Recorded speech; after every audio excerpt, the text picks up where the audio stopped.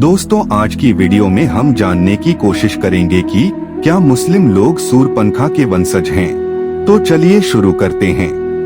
दोस्तों, रामायण तो आप सभी ने देखी और सुनी ही होगी, और रामायण का वो हिस्सा तो याद ही होगा जहां शूरपनखा श्री राम से आकर्षित हो जाती है और उनसे विवाह करने को बोलती है। लेकिन श्री राम के मना करने के बाद शूरपनखा माता सीता को मारने की कोशिश करती है और इसीलिए लक्ष्मण उसकी नाक काट देते हैं। और फिर शूरपनखा रावण के पास जाकर ये सब कहानी सुनाती है और यह सब जानकर रावण माता सीता का अपहरण कर लेता है। फिर श्री राम रावण का वध करके माता सीता को वापस ले आते हैं। लेकिन उसके बाद शूरपनखा कहाँ गई और आखिर उसका क्या हुआ था, इस बात का रहस्य हमें रामायण के किसी भी पन्ने पर नहीं मिलता है। कई इतिहासकारों के मुताबिक यह बताया जाता है कि शूरपनखा खुद को दुनिया की सबसे सुंदर स्त्री मानती थी और जब लक्ष्मण जी ने माता सीता को बचाने के लिए उसकी नाक काट दी थी तो वह अपने चेहरे को देखकर बहुत ही शर्म महसूस करती थी और नाक कटने के बाद वो हमेशा अपने चेहरे को एक काले कपड़े से छुपा कर रखती थी। शूरपनखा को जब यह पता चला था कि उसके सारे भाई प्रभु श्री राम के हाथों मारे जा चुके हैं, तो उसने दैत्य गुरु शुक्राचार्य के पास जाने का फैसला किया और वह उन्हीं के आश्रम में रहने लगी। शूरपनखा और शुक्राचार्य दोनों ही राक्षसों के वंश को आगे बढ़ाना चाहते थे, जिसके लिए शुक्राचार्य ने भगवान शिव की कठोर तपस्या की।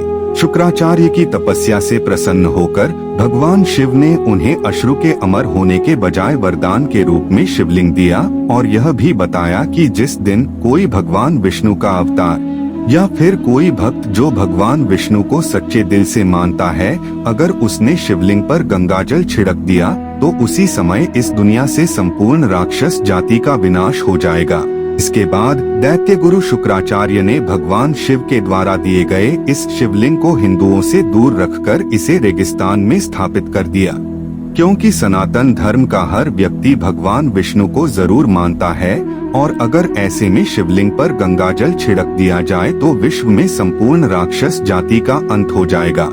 इसलिए शुक्राचार्य ने इस शिवलिंग को दूर ले जाकर एक रेगिस्तान में इसकी स्थापना कर दी। और दोस्तों, रेगिस्तान में जिस जगह शिवलिंग स्थापित किया गया था उस जगह को आज हम सब मक्का मदीना के नाम से जानते हैं।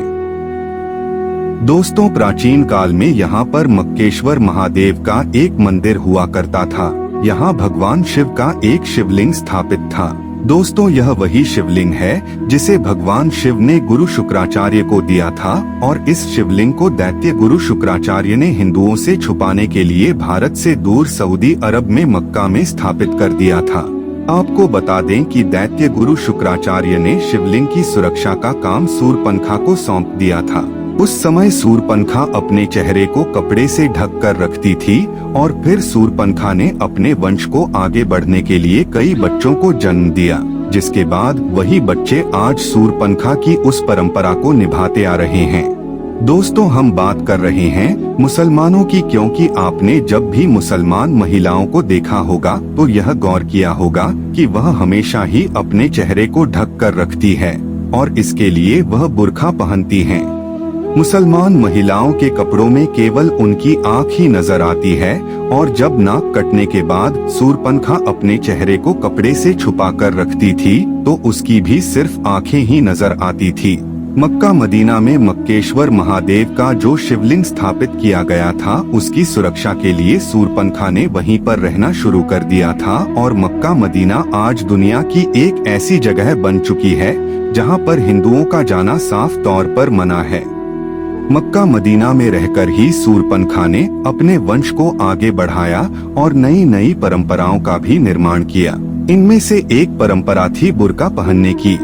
अब दोस्तों, यह सारी बातें किनारे करके अगर इस कहानी पर गौर फरमाया जाए तो जरा एक बार सोचकर देखिए कि आखिर ऐसी कौन सी वजह है जिसके चलते किसी भी हिंदू का मक्का मदीना के अंदर जाना साफ तौर पर मना है। अगर ध्यान दें तो यह सारी बातें केवल एक ही तरफ इशारा करती है कि शायद मुसलमानों का सूरपनखा के वंशज होने वाली यह बात हकीकत हो सकती है, और सारे मुसलमान इस बात से डरते हैं कि अगर कोई हिंदू गलती से भी मक्का मदीना के अंदर चला गया और उसने शिवलिंग पर गंगाजल छिड़क दिया तो दुनिया से पूरी राक्षस जाति का अंत हो जाएगा। दोस्तों, कमेंट करके बताइए कि आपको क्या लगता है, मक्का मदीना के बारे में कही जाने वाली यह सारी बातें क्या सच हो सकती है? अपनी राय हमें कमेंट सेक्शन में जरूर बताएं। वीडियो अच्छी लगी हो तो वीडियो को लाइक शेयर कीजिएगा और ऐसे ही और वीडियोस के लिए चैनल को सब्सक्राइब करें। धन्यवाद।